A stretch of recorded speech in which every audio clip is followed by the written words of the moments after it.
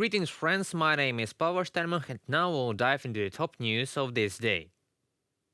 Zelensky leaves the G7 summit after meetings with Biden, Sunak and leaders of the free world. Ukraine is a key element of the West strategy and will receive F-16s. The G7 summit is one of the key ones. It will determine the strategy of the West and at least until the end of this year. And Ukraine is an important place in the strategy of the West. The first point of the G7 final communiqué is to support Kyiv as much as it will be necessary.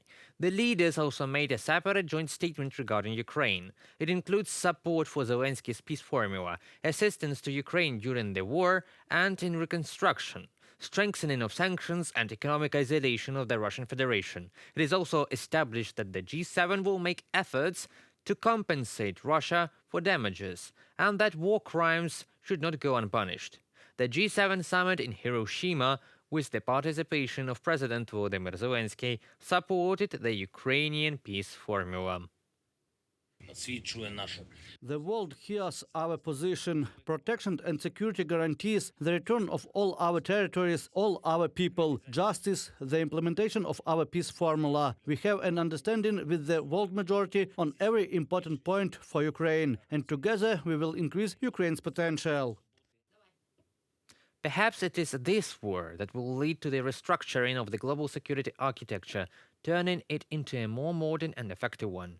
During the G7 summit in Hiroshima, UN Secretary-General Antonio Guterres stated that the UN Security Council did not fulfill its main functions, for which it had been created in 1945. The flaw of the entire system of international security is that a state that does not consider international law has emergency powers within the UN Security Council and has unleashed the largest war in Europe since 1945.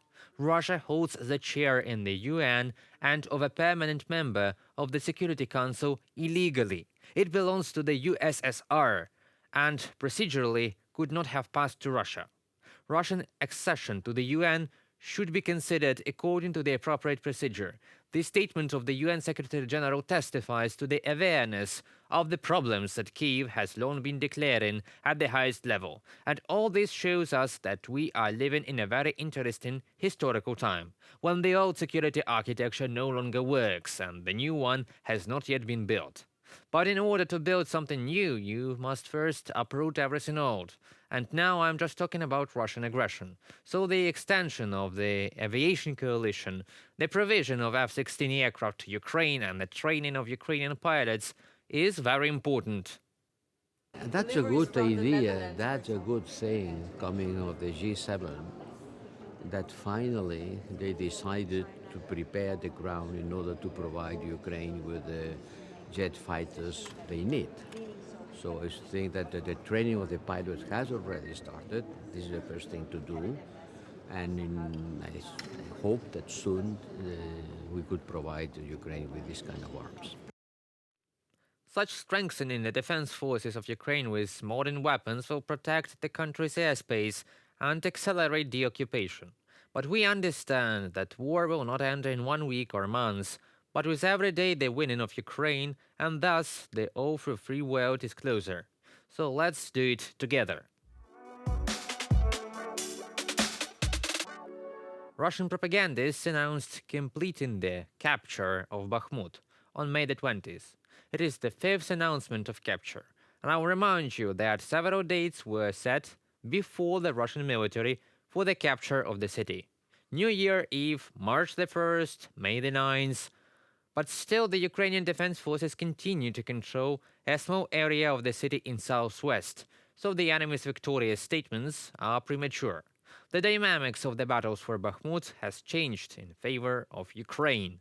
The defense forces continue to advance on the flanks, which complicates the enemy's stay in the city.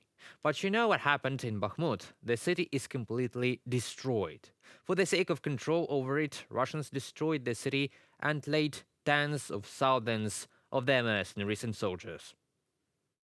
Despite the fact that we now control a small part of Bakhmut, the importance of its defense does not lose its relevance. This gives us the opportunity to enter the city in case of a change in the situation, and it will definitely happen. We continue to advance on the flanks in the suburbs of Bakhmut and are actually approaching the capture of the city in a tactical encirclement. Thanks to this, we will be able to control all high-rise buildings occupied by the enemy and gradually destroy them. This deprives the enemy of control over the approaches to the city and gives us certain tactical advantages. Alexander Syrsky, the commander of the ground forces of Ukraine, on Telegram.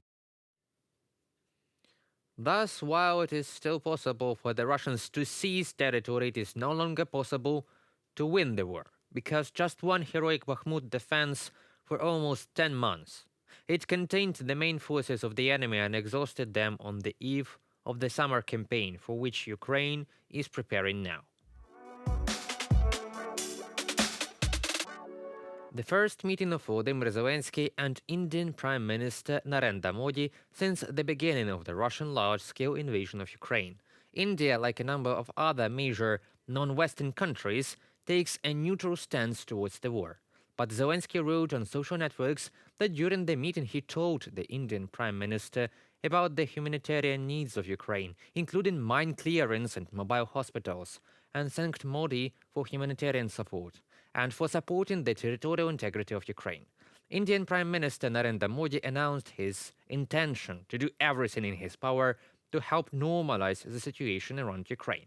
Modi said he was keen to help and that for him the war was an issue of humanity and human values. According to Indian media, after the start of the special military operation, as Russians call it, Modi repeatedly spoke with Russian President Vladimir Putin and Zelensky about the need to return to dialogue and diplomacy to resolve the crisis.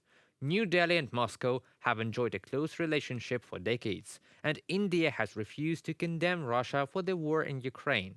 In fact, its trade with Moscow has risen to a record high, driven largely by India ramping up imports of Russian oil. So we are glad that such a powerful country, and this year chairman of the G20, makes more and more diplomatic contacts with us. And we hope for further and more fruitful and deep cooperation. That concludes our today's video. Thank you for watching and stay tuned for future videos. Subscribe to our channel and goodbye.